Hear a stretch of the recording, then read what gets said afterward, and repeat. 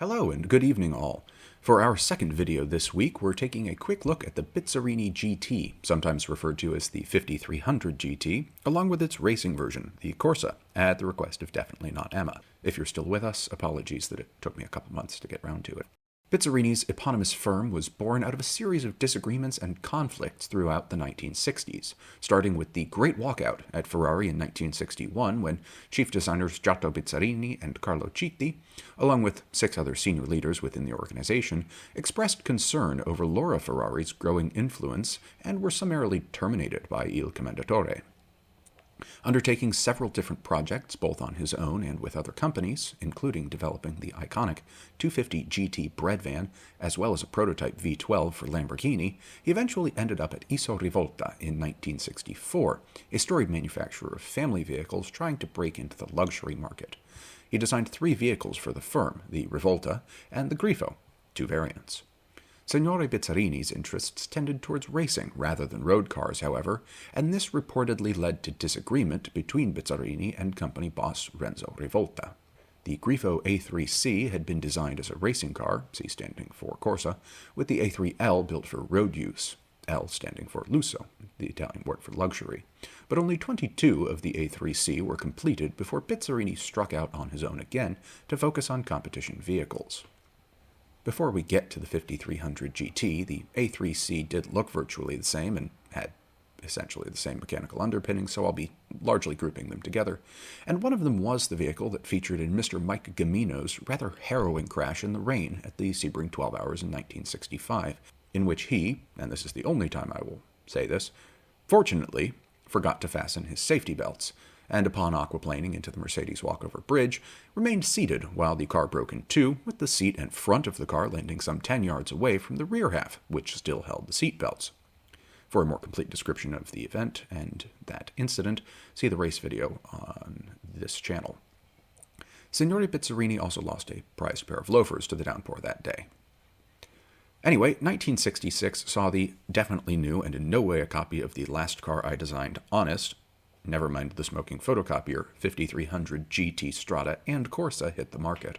Borrowing the mechanical underpinnings with which Signor Bizzarrini was already familiar from his work at Iso Grifo, he started with the pressed steel chassis and welded panels from his Iso Rivolta design, as it was strong and relatively cost-effective to manufacture, and draped with aluminum body panels.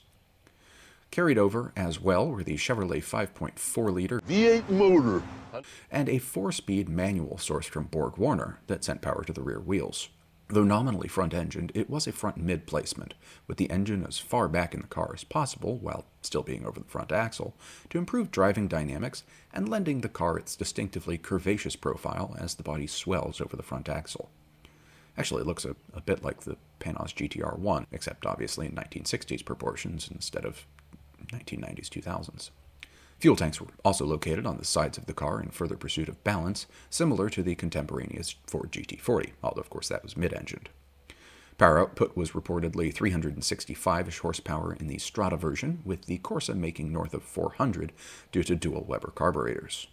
The suspension was relatively advanced for the time, with an independent front setup and de Dion tube rears, while stopping power came from Dunlop disc brakes on all 4 wheels. Weight was 1,200 kilos, or 2,646 pounds for the road car, while the racer swapped the aluminum body panels for fiberglass to shave off another 45 kilos or so. The car's competition history was not extensive, and apart from the aforementioned Sebring outing, as technically an Iso Grifo, in which 2 cars started and both failed to finish, the design's most noteworthy result came at the same year's 24 Hours of Le Mans, when it won the over 5-liter class and came 9th overall. In fairness, it was the only car in its class to finish the race, back when Le Mans was truly a race of attrition and only 14 of the 51 starters crossed the finish line the next day.